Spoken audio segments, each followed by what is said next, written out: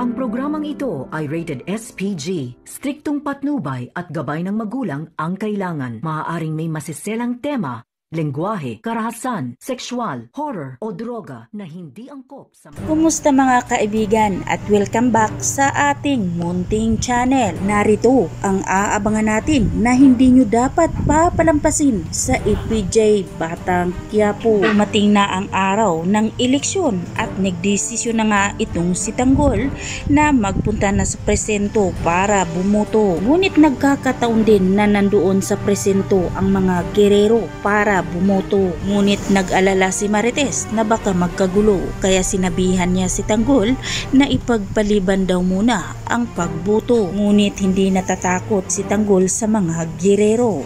Nilapitan ni Don Gustavo si Tanggol at sinabi niya ito na apo niya si Tanggol. Ngunit mabilis na tinanggal ni Tanggol ang kamay ni Gustavo sa kanyang pisngi at sabay sabing hindi niya kadugo ang mga gerero dahil mga gerero nga ang pumatay sa kanyang kapatid na si David. Hindi matanggap ni Tanggol na kadugo niya ang mga gerero at hindi niya ito mapapatawad kahit kailanman. At dahil nasaktan si Gustavo sa kanyang pagpapakilala kay Tanggol, lumapit naman siya kay Tinding. Sinabi niya kay Tinding na matagal na raw niya itong hinanap, ngunit sinalubong lang siya ni Tinding ng sampal. Paniwala ni Gustavo ang sampal ni Tinding.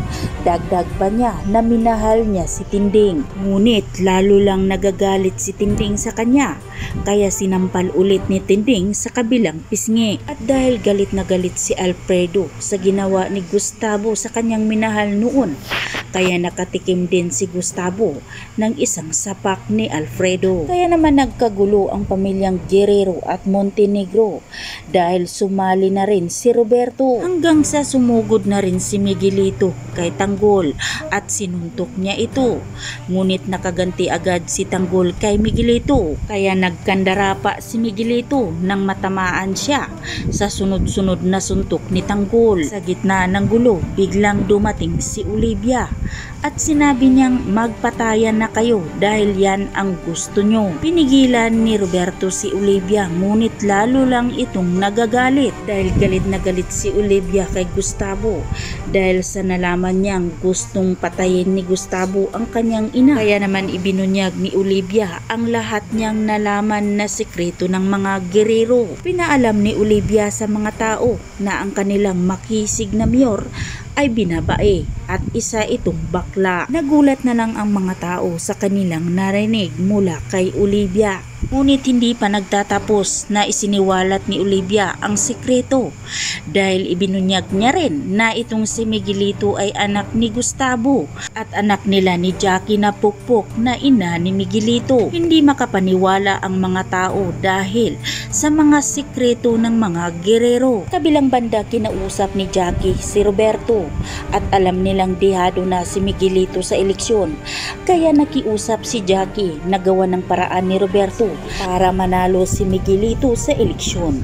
Kaya agad namang tinawagan ni Roberto ang grupo ni Lucio at inaambangan ang pag-uwi ni Tanggol. Pinapasiguro ni Roberto na mawala na sa landas si Tanggol para sigurado nang makaupo si Miguelito bilang mayor. Tatagumpay kaya ang mga gerero sa pagtudas kay Tanggol?